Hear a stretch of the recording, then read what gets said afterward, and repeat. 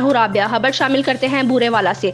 District food controller Vehari Faisal Sharif ने बूरेवाला का दौरा करते हुए मुख्तलिफ फ्लोर मिल्स का दौरा किया। तफसीलात के मुताबिक district food controller Vehari Faisal Sharif ने assistant food controller Rana Imtiaz, Shahzad Jafri, AFC food inspector Arshad Gori और चौधरी मोहम्मद सरवर के हमरा मुकामी इब्राहिम फ्लोर मिल्स का दौरा किया।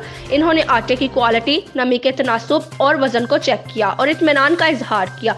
District food controller Vehari Faisal Sharif ने कहा कि अवाम को हुकूमती अहकामात की रोशनी और deputy commissioner Vehari captain Muqas Rashid तमगा बिसालत की सरपरस्ती में आटे की सप्लाई को बिला तातिल यकीनी बनाया जाएगा और इस पर मुकम्मल अमल दरामद करवाया जाएगा। इस मौके पर शेख सेठ मोहम्मद यूनुस और शेख मोहम्मद उमैर भी मौजूद थे।